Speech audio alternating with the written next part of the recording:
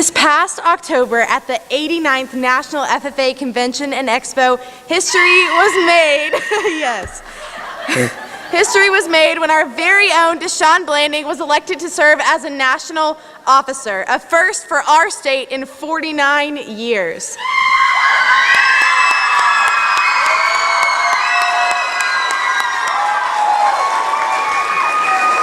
So, just in case you missed this historic moment, here's a peek. The committee nominates the following slate of candidates to the delegates of the 89th National FFA Convention to serve as national officers for the year 2016 through 2017. The Southern Region Vice President, from the state of South Carolina, DeShawn Blanding.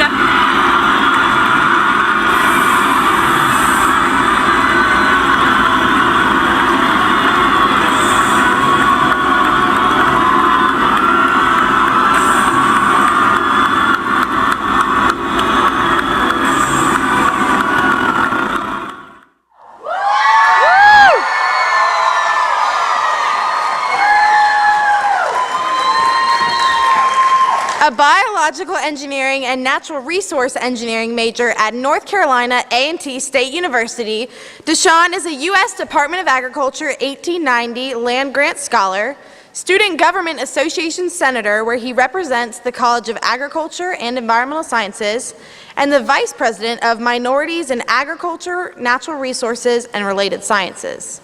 He is also a member of the Alpha Lambda Delta Honor Society, a North Carolina A&T Honors Program mentor, and a starting builder for the Ash Street Community Garden and Education Center. DeShawn served as a South Carolina FFA State Vice President from 2014 to 2015. He will always be known by South Carolina FFA advisors and members by his willingness to serve, his compassion for people, and his debonair smile. Please join me in welcoming home your 2016-2017 National FFA Southern Region Vice President, DeShawn Blanding.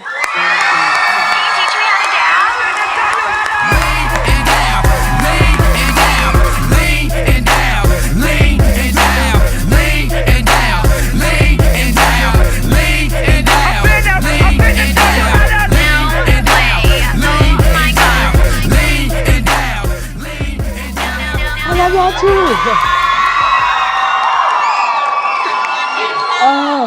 It feels so good to be home, y'all. I've been on the road for, I think, 7 months now, and this is probably the best place I can be by far, right? South Carolina FFA State Convention. Y'all, so right before I came here, I was in Connecticut at their state convention. They have a one-day convention at a high school in Suffield, Connecticut, and they have about 400 students come in. Awesome place, loved it to death. But when I first got there, we kind of got in the car, we drove all the way to New York City so that we can kind of hit my 31st state, y'all. I've been to 31 states this year. Can you believe it? It started off in Wyoming. I got to go there for their state convention. I went to Hawaii for their state convention. Two totally different places, from ocean to mountains in like 2 seconds. Yo, I got sick. I was elevation sickness to South Carolina. We don't do elevation, right? So I was so confused. But then I got there to Wyoming, and I had the time of my life, got to learn how to swing dance, got to get into New York City, seeing people break dance in the middle of the street. Yo, we were there at 2 o'clock in the morning, watching people break dance in the middle of New York City. Craziest stuff I've ever seen. We left there at 3 o'clock in the morning. People still partying in New York City. 3 o'clock in the morning, I'm sleeping in my bed. What are we doing, right? But I've been to all these awesome places, but by far, this is the greatest place I could ever be, here home back in South Carolina.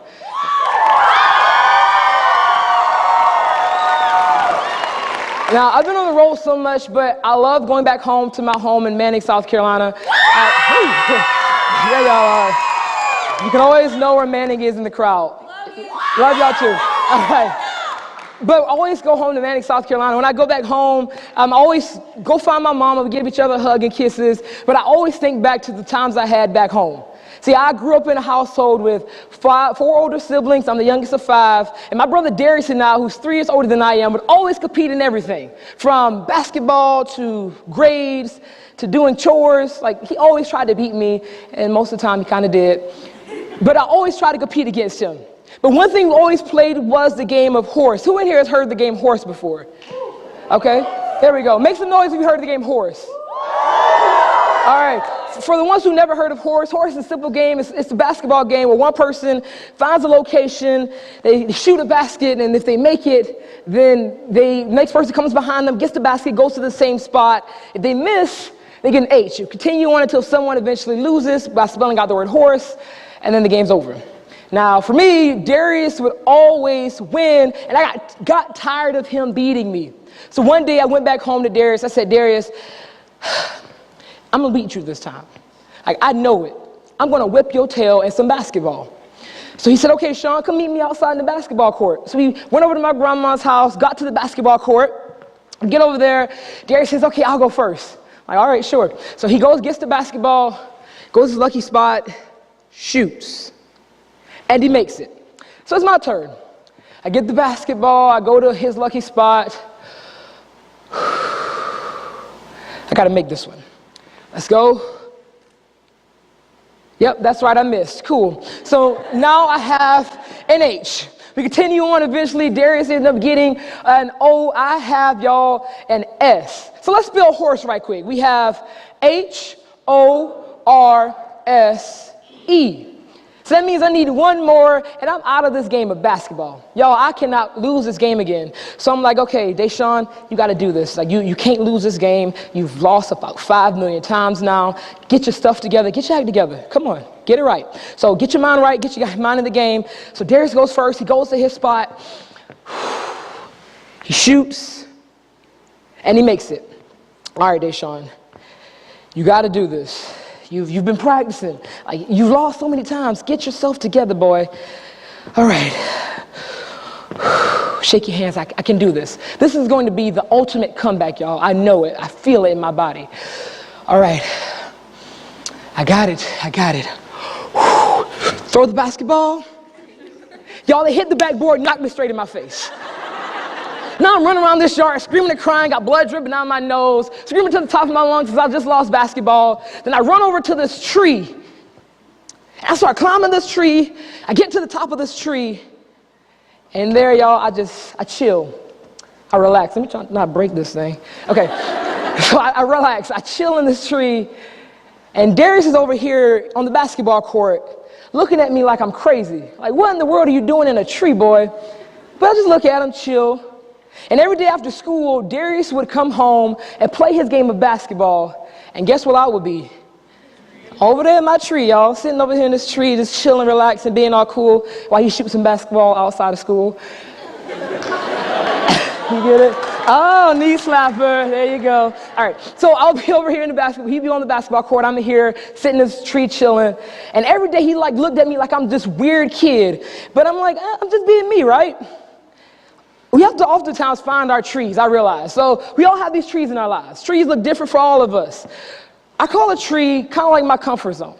We've heard so much about comfort zones today, and we've heard that comfort zones are bad and they're not good for you. And this is a true statement. I give that credit. It is true that comfort zones aren't the best for you. But what you also have to remember is that comfort zones are sometimes good. See, our comfort zones allow us to be ourselves. They're where we can relax, chill, just be free. But I've learned over these past 5-6 years in FFA that being in my comfort zone doesn't allow me to grow. See, in my comfort zone, it's like this fist, right? I can't go anywhere. I'm stuck inside of this fist. I can't spread my wings and I can't fly because I'm stuck in it. I'm comfortable, but I'm not growing. One quote I heard whenever I was a state officer is that there's no comfort in a growth zone and there's no growth in a comfort zone. So if we want to grow, we have to first spread our wings, step outside of that comfort zone, and grow. So how do we do this, right? We hear this all the time, step outside, but we don't ever know how we can grow ourselves. So once we discover that tree, right, discover that comfort zone we are all in. If that's being home, if that's being with our friends, if that's being in the library, or sitting in the back of the class not answering questions, where are we most comfortable? Okay, so Darius and I, we also have this really unique relationship because we are the youngest 2 out of 5. My older siblings, the third one, so 1, 2, 3, he's 10 years older than I am. And then Darius is 3 years older, 4 grades higher than I am. So whenever I was in the 8th grade, Darius was in the 9th or 12th grade. There we go, math is hard. So I was in the 8th grade, he was in the 12th grade, about to go off to college. And all along, I'm looking at him thinking, he's about to leave me. He's about to go off to college, leave me here being by myself. What in the world is going on? Like, I don't know what I'm doing. See, all of my life, I lived in Darius' shadows. Darius was that stellar kid who always made good grades. He was well known. He was a legacy at our high school, he made chapter office by being our chapter vice president. And all my life, I just wanted to be just like him. So as a kid, I always watched him go to the library and read a book. And I'm like, I hate reading, but Darius is reading, so I'll read. Okay, I'm tired of this book. I don't want to read anymore. Then find another book and read again. So like, I always tried to do what Darius did and be Darius. So the day Darius left for college was by far the saddest day. I remember getting in the car. We drove over to the college, North Carolina A&T State University, Aggie Pride. Got out, Darius unloaded his stuff into his dorm, and I watched him. I thought to myself, this dude is leaving me. Why are you leaving me here by myself when I don't know who I am? I've been you all along, and why would you leave me here by myself? We got back in the car, we headed over back to the house. Took a deep breath because now I'm by myself.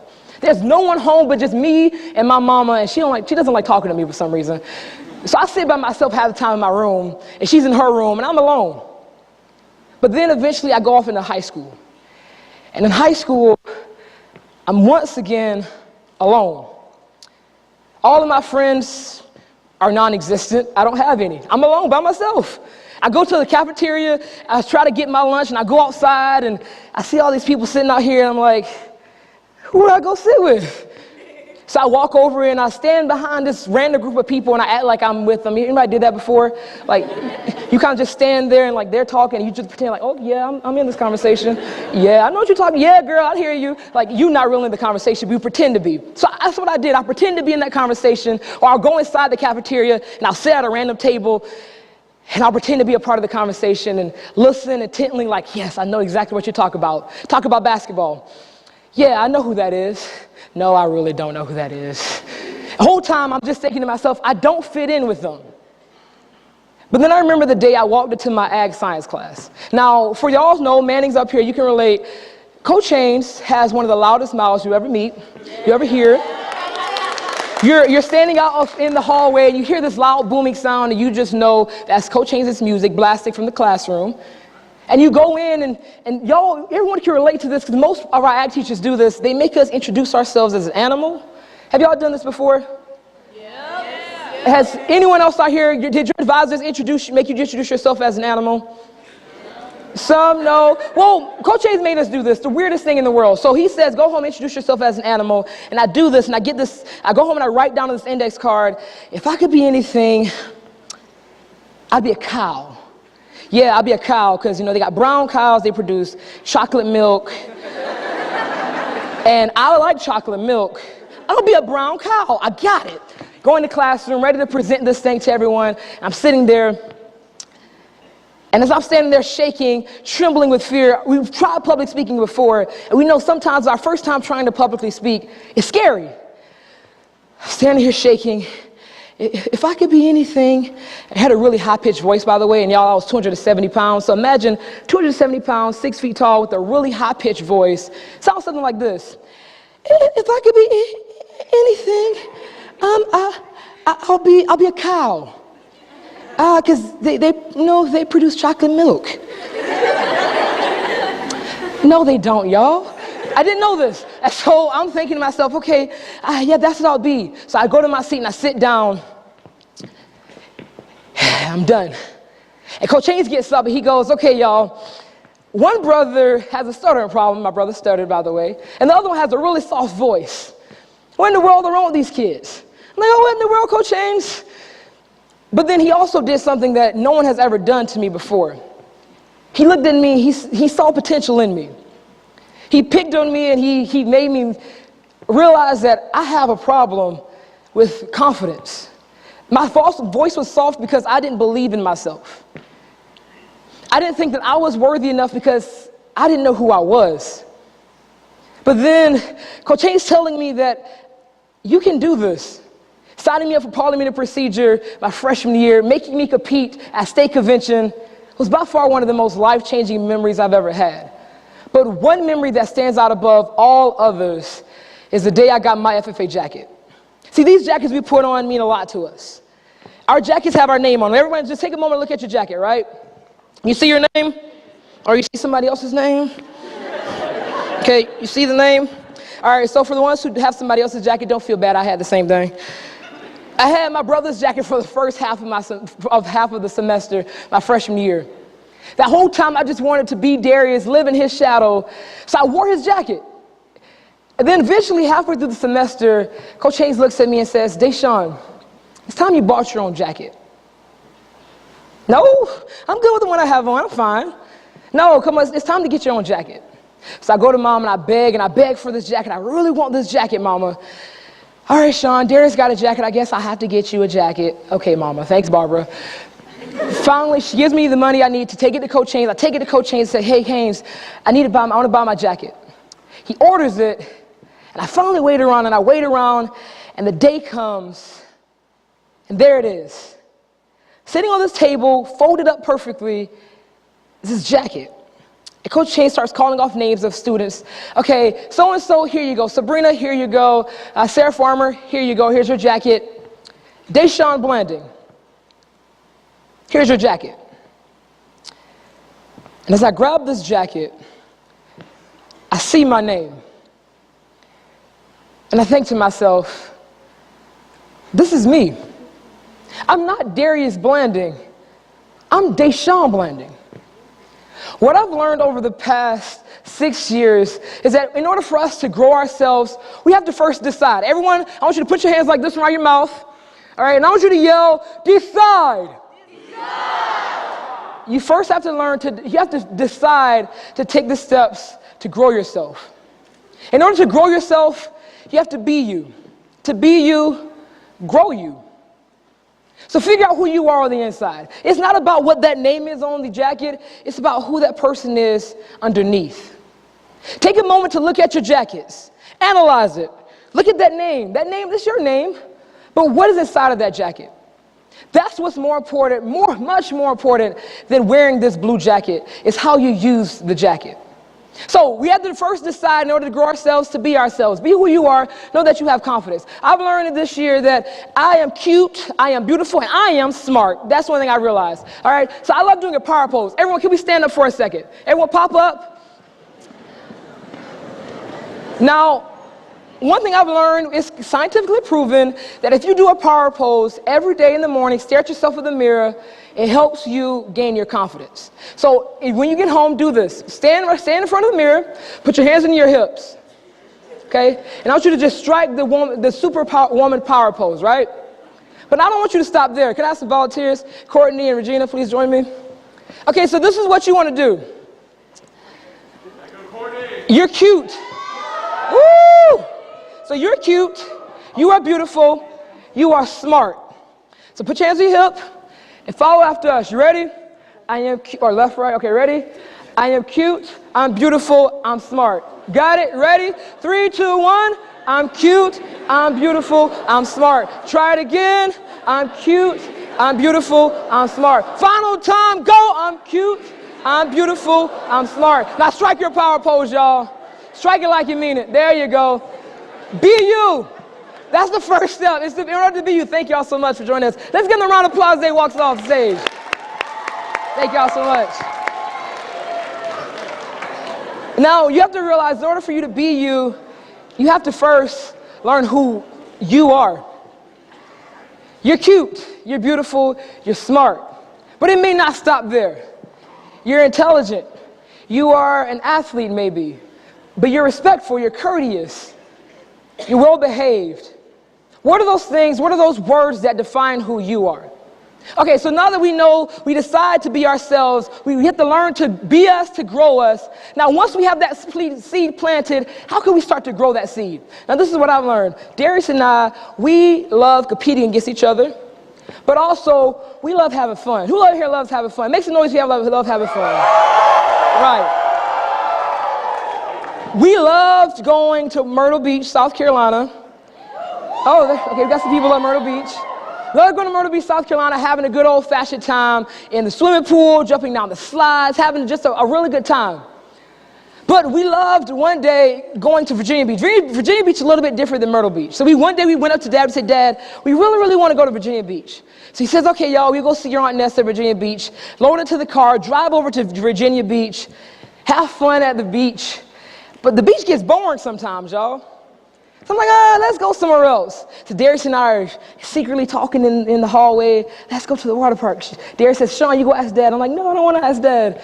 He's like, no, go ask Dad. And eventually you can't really argue with your big brother anymore. He beats you up. Because Darius just sit on my head for some reason. Really weird things. So he's like, you go ask Dad. I'm like, okay, sure, I'll ask Dad. So I'm like, Dad, we really want to go to the water park. Please. All right, sure. I'll take y'all. Get in the car. We drive over to this water park. We get there. We're loading, got stuff up in the cubbies, and then Darius and I are jumping in swimming pools over here, splashing over there, having the time of our lives, sliding down slides. When Darius stops while walking, he points and he says, I want to go on that. I'm like, nah, fam, I'm not getting on that ride. That ain't for me. I'm not doing it. He's like, no, Sean, come on, we're getting on this. I'm like, no, Darius, I'm not getting on this ride. He's like, come on, Sean, get on the ride. So he grabs me by my wrist and he drags me over to this ride. And we're standing in line. And we know when he grabs you, your older brother grabs you, you don't really have a choice anymore. So now I'm standing here in line with him. We're waiting. Get to the next part. Finally, we're at the top of the water slide. Darius says, okay, I'll go first. I'm not about to argue with you. I want to be here anyway. So Darius says, I'll go first. He gets in, he sits in the slide. They give him a push. I see him going down the slide, and I hear the noises coming from the slide as he's having the time of his life. And I'm like, this dude is having fun right now. Maybe this is not that bad. Then it's my turn. I'm like, maybe it isn't. Let's try and see. So I sit down, put my arms across my chest, close my eyes, say a quick prayer because only God can help me now. And they give me a push. And I'm off of this water slide. I'm spinning left, I'm spinning right. I got water splashing in my face. Now I'm screaming to the top of my lungs, having a good old-fashioned time. Woo! Until I realize something. It hits me. Right there in the middle of this water slide, as water splashing in my face. I can't swim.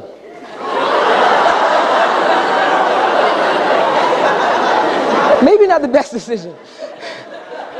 How in the world am I in this water slide? I don't know how deep this water is, y'all. I can't swim. So, of course, I start screaming like a 5-year-old girl. Ah! I can't scream. Y'all lost my voice. Scream to the top of my lungs like a 5-year-old girl. Let's scratch the record. Freeze frame for a second, right? How many times have we found ourselves in that situation where we try something for the first time, may have been forced to do it by your older sibling or a friend, gave it a shot. But then in the middle of it, we get scared and say, I don't want to do this anymore. And we so preach. I hear somebody saying preach. I feel you. How many times have we found ourselves in that situation? Maybe that's like your advisor encouraging you to do public speaking for the first time. So you write up your awesome prepared public speech, you give it to your advisor and say, hey, can you please read this for me? I think I want to do prepared. And he says, okay, yeah, this looks good. You're ready to go. But then it's time to go, and as you're standing there ready to deliver, you get scared and you say, I don't want to do this anymore. Or maybe it's that time you try to ask your crush out to prom. Ooh, prom season just went over. So maybe it was like that prom you liked, that girl, that really cute girl you liked, or that really hot guy you liked, and you really want to ask them to prom. So you make this really cheesy promposal, maybe decorate their car, get it all purty. And then before they could come out, you get scared and say, I don't want to do this anymore. Or maybe even it's like the time you decided that you wanted to go to college. Where are our seniors at? Our seniors, make some noise. Congratulations to the class of 2017. You're off into the real world now. Welcome to independence. Woo! The life of no money and a lot of tears. Welcome. It's a fun place to be. Now, maybe you decided to enter that stage of college. So you submit your essay, you submit your application, you get accepted to your dream school. Maybe that's Clemson. Maybe that's all the way in California. But you apply, you get accepted, and now it's time to go off. And as you prepare, you go and buy your dorm accessories, get these zebra sheets for your bed or whatever else you want to buy. Then it's time to go to college. But the day before it's time to leave, you get scared and say, I don't want to do this anymore. I'm scared to leave home. I'm not sure what the end result's going to be. When we get ourselves in that situation, we have to learn to acknowledge the moment. Everyone, once again, hands around your mouth. Acknowledge the moment. Acknowledge the moment. I need you to say it like you mean it. Acknowledge the moment. Acknowledge the moment. When we acknowledge the moment, we realize that we've kind of stepped outside of our comfort zones, and it's a scary place to be, but we've come too far to turn around now, y'all. When we step outside of our comfort zones, we realize that we're in a scary place, or we're in the most exciting times of our lives. We first have to learn to be ourselves, but when we learn to be ourselves, we then take that step outside, and as we do this, it's an awfully nerve-wracking place. Acknowledge the moment and know that if I keep putting forth this effort, positive is going to come out of this. But that is not what I was thinking in this water slide, y'all. I was not thinking this is going to be positive. I'm thinking I'm going to drown in this water right now. Something's going to happen. I'm just terrified right now. So back to this story. I'm sitting in this moment, and I just acknowledge it, and I realize I'm terrified. So now I'm screaming like a 5-year-old girl, screaming to the top of my lungs. And then I see light at the end of the tunnel. And I'm thinking, something about to happen right now. And I go flying out of this water slide and smash straight into the water. And as I do this, how many of us have seen that 5-year-old at the grocery store who doesn't get what they want? So they start knocking stuff off the shelves and sitting on the floor having a tantrum. So that was basically me, burning in the water. It was the weirdest thing ever. Until I look up, as I'm swallowing water, I see a light. Is it time to go? And then I hear a voice that speaks to me and says, get up. God, is that you? And then I hear the voice again. It says, get up. Well, God, I'm kind of drowning right now. How am I supposed to get up? And then I hear that voice one more time that says, Sean, get up. Wait a minute, God. You sound awfully familiar. So I do as this voice says, and I push my way out of this water. As I'm standing up, I realize two things right now. Number one, my dad is on the other side of the swimming pool laughing at me with a group of spectators. And number two, this water is at my waist level, y'all. This water literally stops right here to me. How in the world was I drowning in water that stops here? So I push my way out of the water, go over to where my dad is, and guess who's standing next to him? Take a guess. Darius wasn't there. I don't know where he ran off to. My mom wasn't there. Thank goodness she would have killed my dad that day. It was nobody but the lifeguard. Standing next to my dad, he looks at me and he says, hey, young man, did you realize you were drowning in 4 feet of water? The dumbest question I've ever heard in my life. Sir, I'm 6 feet tall. Thank you, Captain Obvious. And then he asked me another dumb question. He asked, do you want a life jacket? I'm like, no, man, I'm good, thank you. Then I go jump in the kiddie swimming pool because I can't really do the big ones anymore. But when I look at that situation, I always think back to it and I think to myself, how in the world was I drowning in 4 feet of water when I'm 6 feet tall? How in the devil is that possible? But think about that. How many times have we found in our lives we feel like we're drowning in 4 feet of water when we're 6 feet tall? That situation looks different for each and every one of us.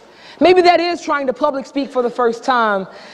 And as you do so, you feel like you're drowning, you're swallowing this water or swallowing this situation, and you can't breathe.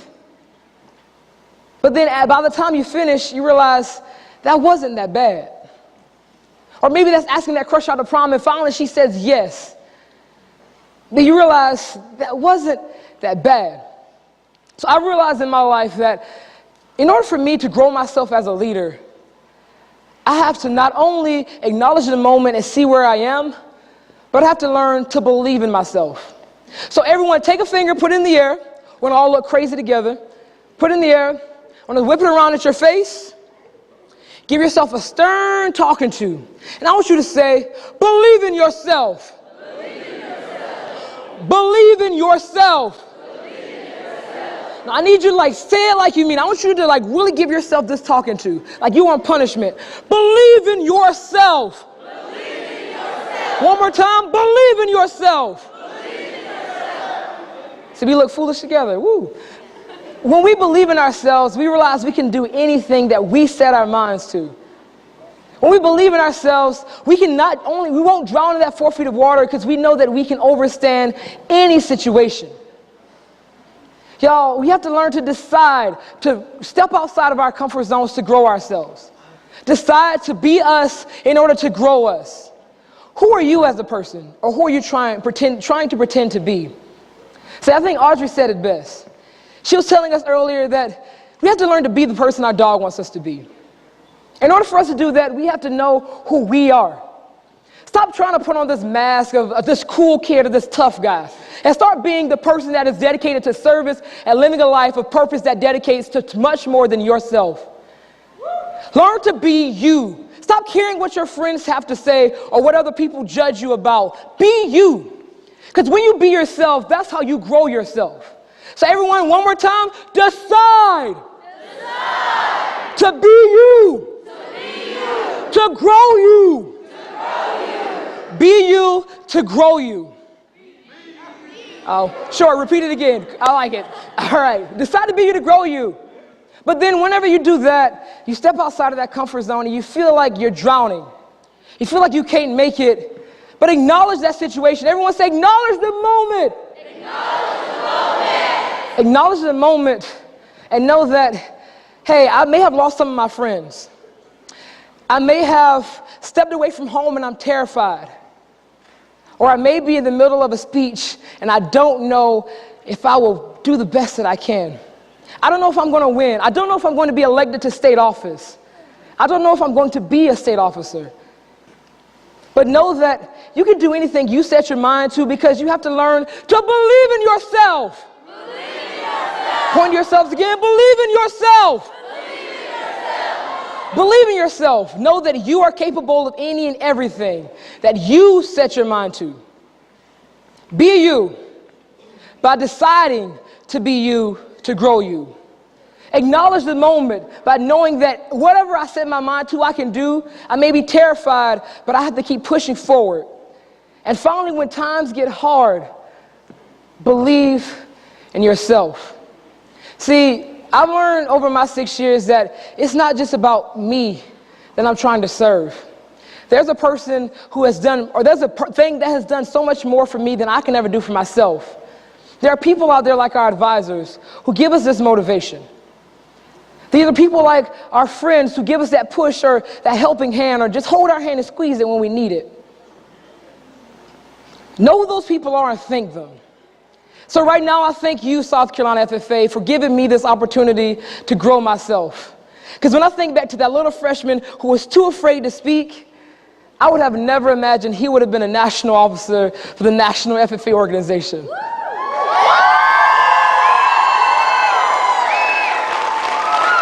But it is because I decided that I don't give a crap about what people have to say about me. I'm going to be DeShawn. It is because I decided that I'm going to keep pushing forward regardless of what the outcome may be. And it is because I decided that I'm going to believe in myself.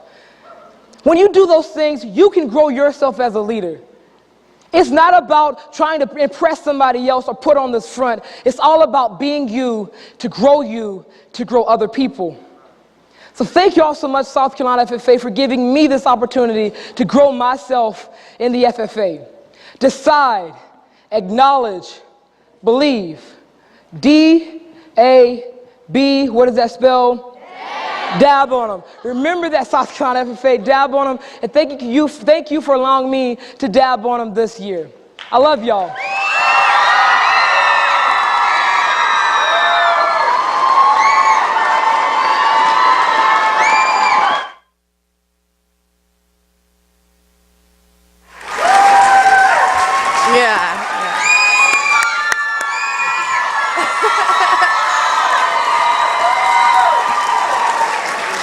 DeShawn, South Carolina obviously loves you so much. We were so glad that you could come home for our 90th state convention. Thank you for your presence. It has brought so much energy and enthusiasm this week. So we have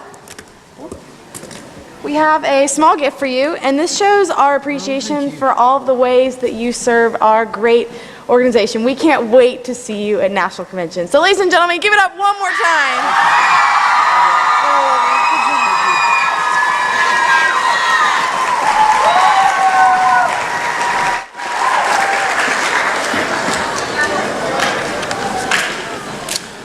Before we adjourn this meeting, I would like to invite everyone to the Pickens County Career and Technology Center for a night of ice cream, games, music, and friends. This will be happening on after this session until 11 p.m. We hope to see everyone there. At this time, Mr. Secretary, do you have a record of any further business which should now be transacted? I have none, Mr. President. Does any member know of any new or unfinished business which should properly be presented? We are about to adjourn the third general session of the 90th annual South Carolina FFA State Convention. As we mingle with others, let us be diligent in labor, just in our dealings, courteous to everyone, and above all, honest and fair in the game of life. Fellow members and guests, please join me in a salute to our flag.